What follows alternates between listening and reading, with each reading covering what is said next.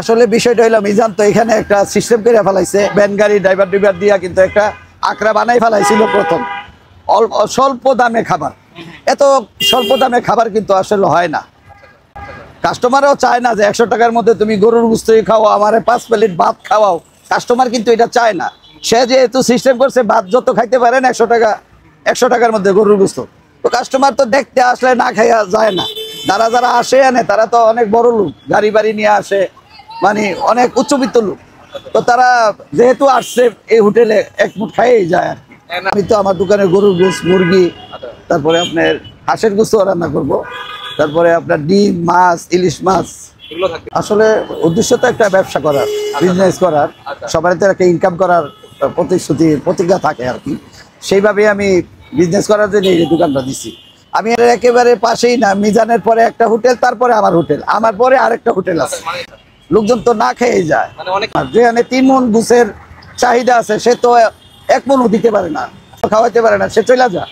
কিন্তু আমরা যে দোকান দিচ্ছি তারপরে কিন্তু মিজানে প্রায় 2-3 মণ গোশত রান্না করতেছে।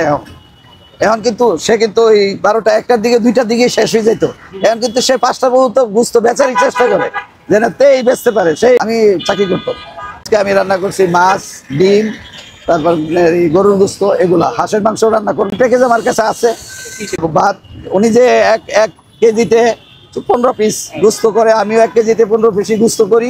গরুর গোশত ভাত, আনলিমিটেড ভাত 100 টাকা, তারপর মুরগি দিয়ে 80 টাকা, ডিম দিয়া 50 টাকা, হাঁসের গোশত 250 টাকা। আবার গরু যদি কেউ 1 প্লেট খাইতে চায় সেই ক্ষেত্রে 3 টুকরা দিলে 400 টাকা, 4 পিস। আমি ডিফেন্সের বাবুর্চি ছিলাম প্রায় 25 বছর।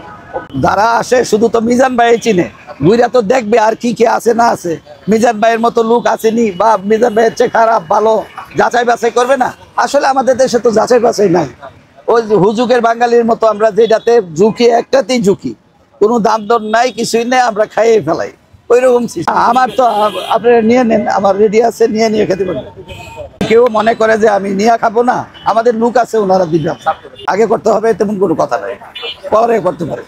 গরুর মাংস কেউ 20 পিস করে, কেউ 16 পিস করে, আমি 16 পিস করি। গরুর গোশত আমি নিজে আনি, এই বাজার থেকে নিজে কিনে আনি। আর ষাঁড় গরু, আমি গাই গরু কোনোদিন খাই নাই আমার জীবনে। আমি যদি গোশত নাও খাই, আমি না দেখা গরু খাই না।